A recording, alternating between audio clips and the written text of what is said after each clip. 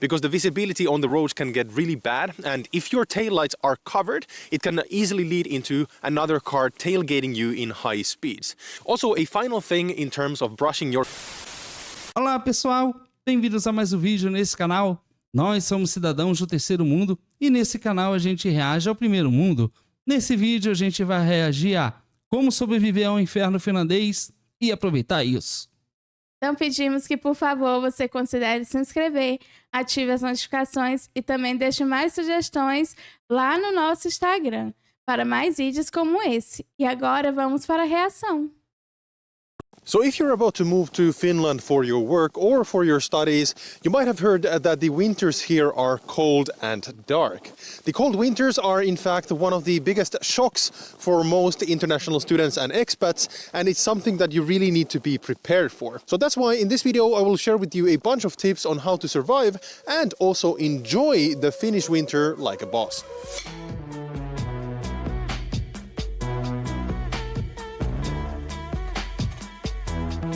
É muito lindo. So what's up guys, and welcome back to the channel. It's Oliver here. Also welcome to the Levi Skiing Center. Levi is one of the northernmost and also the most popular of all skiing centers in Finland. We're spending a week here over the New Year's, and I thought this would be an excellent opportunity to share some tips about the winter in Finland. So talking of which, how do you actually survive winter in Finland, especially when the weather is like this with dark days, deep snow and temperatures reaching -15 or even -30 degrees Celsius. So I've already spoken about winter clothing in another video, so let's not go there. Instead, my first tip today is that you should learn to embrace the darkness itself. While the Finnish winter is long and the days are dark, there's also something magical to it, especially when there is a lot of snow on the ground like here today. So whether it's the clear starry skies, which we of course don't have currently, it's snowing during the day, the occasional northern lights, the quiet of the Finnish forest, or the opportunity to just sit in front of the fire, the Finnish winter gives you plenty of opportunities to just wind down and enjoy the moment instead of hurrying everywhere like we do in our day-to-day lives. I would also remiss not to mention the incredible beauty of the polar night. So I've mentioned polar nights in my videos before, but to summarize, polar night is a 52-day long period in the winter during which the sun does not rise above the horizon at all. The polar night only happens in the northernmost parts of Finland, for example here in Levi. This is the polar night glow. We have the sun just below the horizon. Today is actually the 1st of January 2022, and the polar night is going to end in 2 days, so on the 3rd of January, and the sun is just below the horizon level. In 2 days it's just going to peak just over the horizon, and from there the days are going to grow longer. But what an absolutely insanely beautiful glow, and of course with all the snow-capped trees or snow-filled trees, which is emblematic or almost symbolic to the winter in Lapland. É incrível, meu Deus, olha a beleza. Que paisagem fascinante.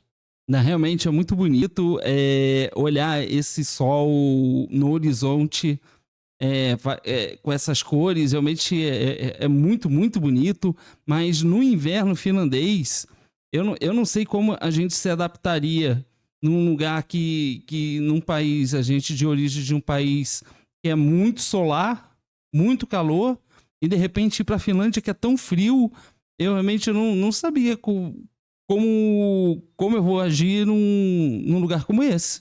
Eu também não sei, mas nós precisamos conhecer o inverno finlandês. Sem dúvidas. Mas eu realmente também não sei como vai ser, porque é uma coisa muito diferente, né, para nós. Sim, será uma experiência única. So during the polar night, you get to experience the so-called blue moment, or the kaamoksen sininen hetki in Finnish. This is basically the daily moment when the sky becomes this almost hypnotic blue with different shades of green and purple that color the sky before it turns pitch black.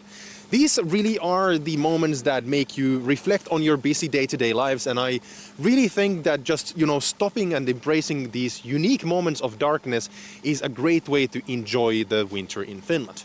Anyways, my next tip to surviving winter in Finland is keeping your energy levels up by exercising regularly. By the way, the local church is just ringing its bells, so don't mind about that. Anyway, even if you learn to enjoy the dark of the winter, it is still rather common that people feel tired and weary during the season, and the dark days have a tendency to drain your energy levels, especially if you commute to and back from work during the dark hours of the day. So this is why it's really crucial to exercise regularly, not only to keep yourself healthy, but also to get the energy boost that one gets when going for a run, hitting the gym, or by taking a few laps in the swimming pool. Eu acho que essa sugestão de praticar exercícios eu acho muito interessante para manter o corpo aquecido. Acredito que se a gente estivesse lá, eu acho que tudo que eu ia fazer quando a gente fosse passear seria correr para todos os lados. Para pegar um copo d'água, para ir em algum lugar, eu faria tudo correndo para me manter aquecido. O que me surpreende é que eu já vi pessoas dizendo que na neve você fica mais cansado. E eles praticam exercícios. Olha esse lugar. E é impressionante. Eles vão lá praticar esse esporte. O povo finlandês é um povo muito saudável. Mas isso faz sentido porque o pé afunda na neve. Então imagina o esforço que deve ser para andar na neve. Sim, por isso que eu estou impressionada como eles foram nesse lugar. É incrível, eles são incríveis. There are plenty of great sports that you can do in Finland even during the winter, and all of the large cities here offer excellent public and private sports facilities where you can either continue an old hobby or start a totally new sport. So talking of exercising, another great way not to only survive but to actually enjoy the winter in Finland is by taking part in some of the popular winter activities that we have here. So downhill skiing is one of the most popular winter activities in Finland, and many Finnish people actually come to Lapland to spend their winter holidays in one of the many skiing resorts that we have here. While Finland doesn't have any mountains per se, the Finnish fells offer a great experience for anyone who is interested in downhill skiing or snowboarding. You can rent all the required gear from the skiing centers for pretty affordable prices, usually 30-40 euros per a couple of hours at a time. Every single skiing center has some kind of a basically skiing rental services where you can get skis, poles and helmets for a day, a few days, or even up to a week. And these are usually right next to the slopes and the skiing lifts from where then you can jump right into the slopes, start skiing and enjoying the experience. Anyways. É muita coisa acontecendo. Peraí, aquilo era uma bicicleta? Eles estavam andando de bicicleta na neve. Como é possível? Aquilo me pareceu realmente uma bicicleta.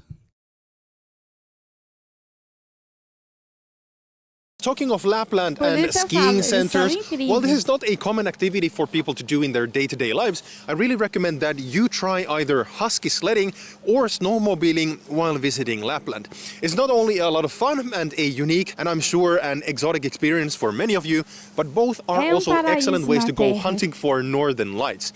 In fact, most skiing centers in Lapland arrange safaris specifically to see northern lights, and while the aurora borealis are rather elusive, they are truly magical to experience if you are lucky. Alright, so another great recommendation is for you to try out either skating or ice hockey. So if you didn't know, ice hockey is the most popular sport in Finland, and of course you can go and watch ice hockey games yourself, but what is even better is that every single municipality in Finland offers either free or extremely affordable ice hockey rinks where everyone can go and either ice skate or play hockey with their friends. Wow. Talking of which, if you have the opportunity, I highly recommend that you try something called Pipolatka, which would roughly translate to beanie hockey, which is basically a casual type of hockey played either on maintained rinks like this or, for example, on sea ice. What is really cool is that for Pipolatka you don't need any kind of special equipment, just your skates as well as your hockey stick. So as a bit of a segue from ice skating, let's briefly discuss something very serious, which is walking on the ice. So this can mean walking on sea ice or any kind of a frozen lake, or in fact any kind of natural body of water. Please do not go walking, ice skating or kick sledding on the ice, especially if you're not 100% sure that the ice will carry, even if there's other people walking on the ice as well, even if that gives you the opportunity to walk in front of the residence of the Prime Minister of Finland, falling through the ice, in front of the residence of the Prime Minister of Finland or the residence of the President of Finland, which is around the corner, would pretty much suck quite a bit. So every Uau! Eu fico imaginando nesse lugar que deve ter congelado, que deve ter muitos lagos que congelam. Mas como você sabe que é um lago? Exatamente isso que é a grande questão. Porque as pessoas que moram lá, elas sabem, com certeza elas sabem. Mas para as pessoas que são turistas e estão passeando, talvez não seja uma boa opção andar sozinho. Porque pode estar caminhando por cima de algum lago e de repente o gelo simplesmente rachar e a pessoa cair numa situação de água muito, muito congelada. Meu Deus, mas eu já vi em filmes pessoas andando nisso. Sim, eu também. E eu tenho muito medo. E como assim a casa do ministro fica assim num lugar que todo mundo pode ver? Isso não é normal para nós. Aqui os nossos políticos, eles não ficam assim, principalmente se for o presidente ou algo do tipo. Né? Aqui os nossos políticos estão à parte da sociedade. Eles são diferenciados. Every single year, people drown in Finland by falling through thin ice, and this can happen even to the most experienced of people because coastal currents, rapid changes in weather, and for example, shipping lanes make the ice layers around the country very unpredictable even for the best of us. So while there are ways to minimize risks when going on the ice, for example, by never going out there alone and by carrying ice picks, going on the ice still requires experience and the right tools to be done safely. So please do not take unnecessary risks, even if it seems to you that a body of water has frozen over properly. So one other great activity for the winter in Lapland specifically is actually going for winter hikes or day hikes using snowshoes, and this allows you to walk on top of the snowpack, and this is actually a great way for you to do short few-hour day hikes, for example on top of the Finnish fjells or Finnish mountains that we have here in the northern parts of Finland. And for example here at Pallas, which is really close to the Levi skiing center, which is in the northwest part of Finland, this is a great way, if the weather is good, for you to take a one-day hike. Alright, so my next tip to survive winter in Finland is not to use water-based skincare products when going outside in deep sub-zero weather. So this is especially important if you're about to go, for example, downhill skiing or if the winds are high enough. In these cases, the wind chill together with the low temperatures can at worst lead to frostbites, which are easily avoidable by using right types of products and by covering your skin with proper clothing. So if you have dry skin during the winter and you do use moisturizers, which are highly recommended, by the way, even if you don't normally have dry skin, you should preferably use oil-based products. In addition, make sure that these absorb well before you go out, because this way you can make sure that the product protects your skin correctly. Also, as an additional tip, it is highly advised that you start using sunscreen already in the spring, especially when doing winter activities. So I know that this might feel counterintuitive because of the cold weather, but the sun can actually very easily burn you even in very cold weather, specifically because of the snow. In these kinds of circumstances, snow actually acts almost like a mirror, reflecting and magnifying the sunlight from every direction. So you don't have to understand more about this, just make sure to protect your skin by using proper sunscreen when the sun is out, even if it feels weird to do it in the cold. Alright, so next up, if you own a car or if you rent a car for a trip, make sure that you are prepared for winter weather. So first and foremost, by law, you have to have winter tires installed during certain months of the year. So do note that in Finland we do not use tire chains in passenger cars, and instead we have purposely built friction or studded tires for the winters. When buying a car, please make sure that the winter tires are also included, especially if you buy a car second-hand. And if not, make sure to buy a good set of winter tires before the season starts. If you come from a country where winter isn't really a thing, you might not think that this is really necessary, but I can tell you it is absolutely necessary, as summer tires are absolutely useless during the winter, and it's actually extremely dangerous to drive and as well as illegal with summer tires in winter conditions. Alright, so second, make sure that you have in your car a few tools that are absolutely necessary during the winter. First, you are É proibido, foi isso que eu entendi, é proibido usar pneu. De verão no inverno. E isso está muito correto, porque as pessoas podem estar correndo um risco E de... colocando outros em risco. Imagina dirigir numa estrada com gelo e o carro começar a derrapar, isso realmente é muito preocupante. E eu estou chocada porque eu não sabia que tinha 2 tipos de pneu, dependendo da estação. E eu estou impressionado com o fato de ter uma lei para isso. Isso realmente é muito importante. Eles são muito organizados. Sim. are going to need a window scraper to basically scrape your windows clean of ice. When it gets cold enough, your car windows are going to freeze from the outside and you have to scrape them before taking off. The second tool that you will need is a snow brush that often actually doubles as a scraper in the other end. So why do you need a brush? Well, first of all, you of course need to clean out your windows from the snow before going on a drive. But in addition, you should also make sure that you brush the lights and your license plates if they're covered in snow. It's super important that you brush your lights before taking off, not only so that you can see where you're driving, but also so that cars behind you can see your driving and braking lights while on the road. This is really crucial, especially during snowfall, because the visibility on the roads can get really bad, and if your taillights are covered, it can easily lead into another car tailgating you in high speeds. Also, a final thing in terms of brushing your cars, this actually comes from fellow drivers. Please brush the snow off the roof of your car before taking off. This might not seem necessary to you, but it's actually really crucial for other drivers, because if you don't brush the snow off your roof, it is going to fall off the roof while you're driving, and this can significantly lower the visibility for the cars behind you, especially on the highways in high speeds. So cleaning your car is not only polite, but it's also good practice for road safety purposes as well. So anyways, the next tool you need to have in your car is a snow shovel. So the reason for having this is rather simple. During heavy snowfall, you might actually have to dig your car out of the snow, especially if a snow plow has driven past you, because they sometimes accumulate a small amount of snow on the side of the road, blocking the cars that have been parked next to the roads. Uau, realmente deve ser o constante exercício físico, porque além da caminhada ser muito difícil com a neve, você ainda precisa ter uma pá ou algo do tipo para poder retirar a neve que fica acumulada ao redor do carro e para as pessoas poderem dirigir no inverno. É verdade, imagino se fica nevando por vários dias. Serão vários dias fazendo isso, né? Sim.